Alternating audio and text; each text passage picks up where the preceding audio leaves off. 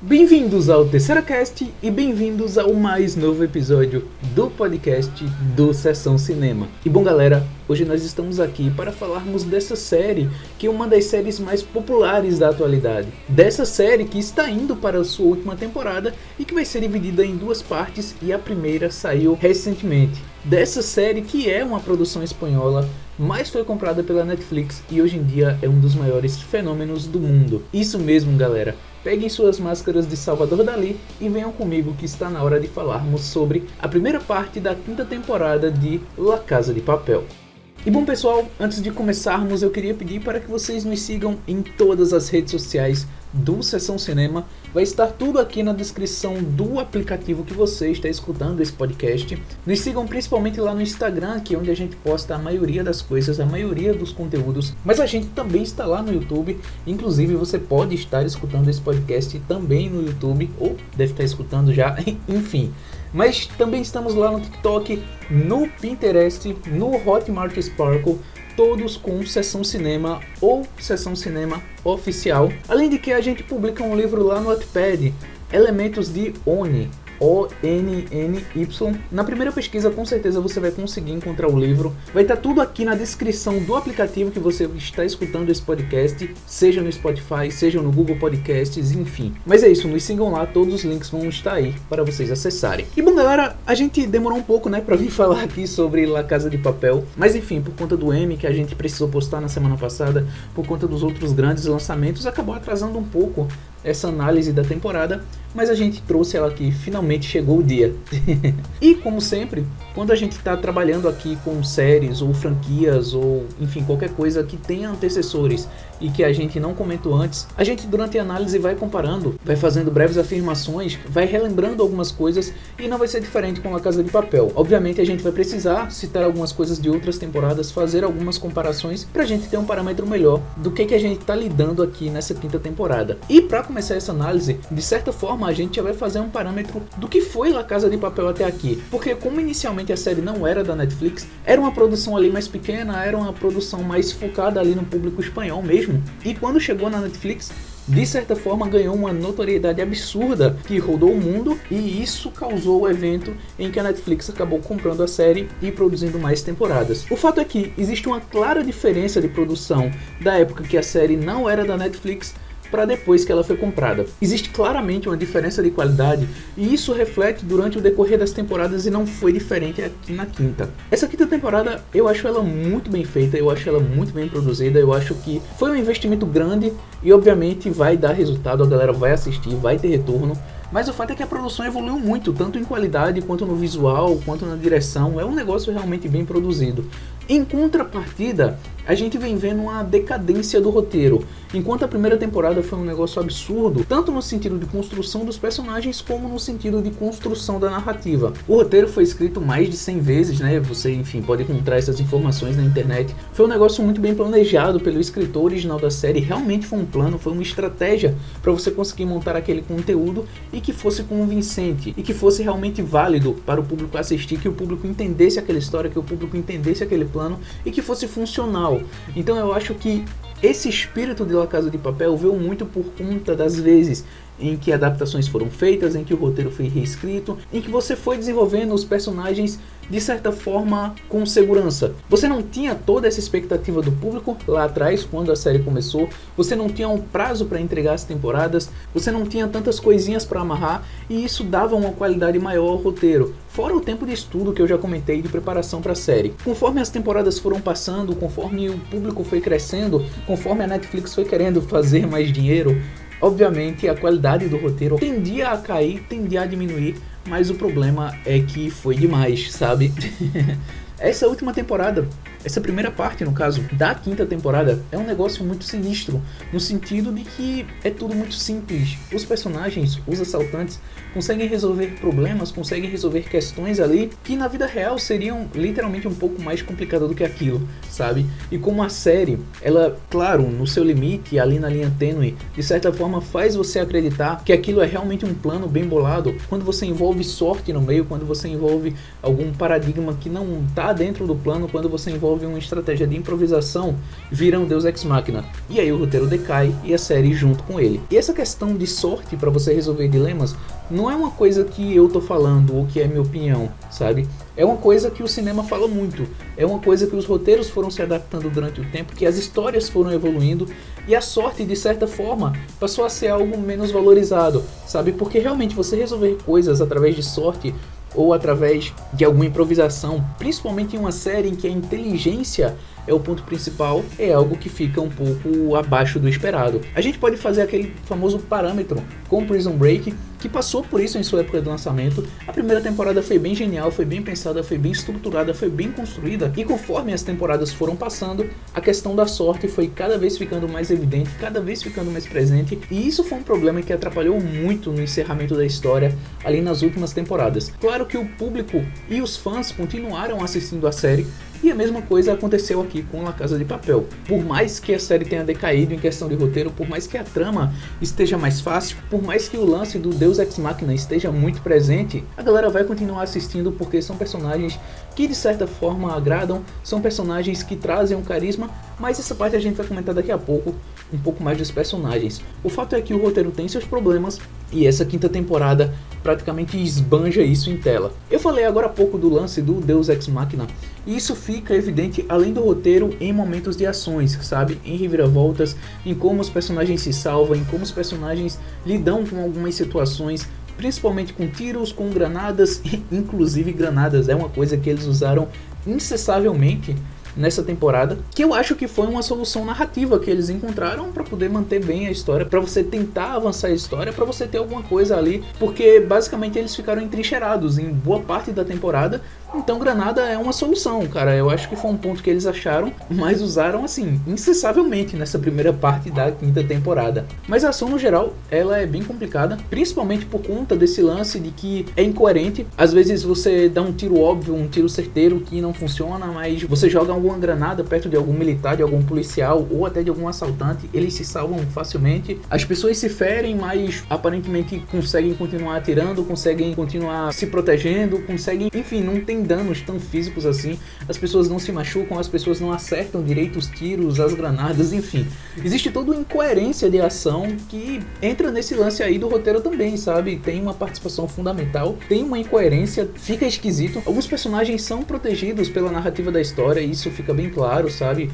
Até a provável morte de um personagem ali no quinto episódio, eu não vou dar spoiler, mas até aquela morte parece de certa forma ser planejada, ser um pouco preparada, porque durante o decorrer dos episódios você percebe que eles fazem de tudo para ela não morrer, por mais que exista vários cenários onde ela poderia ter sido abatida, porque ela precisa morrer naquele momento certo ali. Então tem essa questão, sabe? A incoerência da ação é um ponto bem presente nessa quinta temporada, e uma coisa que agrega esse fato é justamente os cortes, é justamente as montagens, principalmente nas cenas de ação. É confuso às vezes entender o que está acontecendo em alguma cena, onde é que os personagens estão localizados, qual é a dinâmica que está acontecendo naquele momento. A montagem é um ponto bem complicado assim dessa quinta temporada também.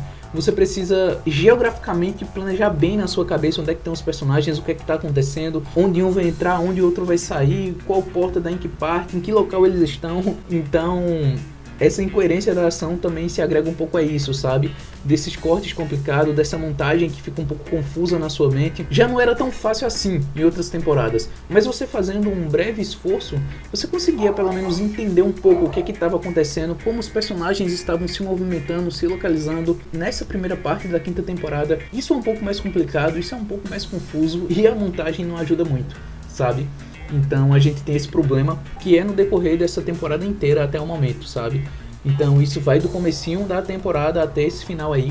E eu não espero que vá melhorar muito aí na segunda parte, que sai lá em dezembro.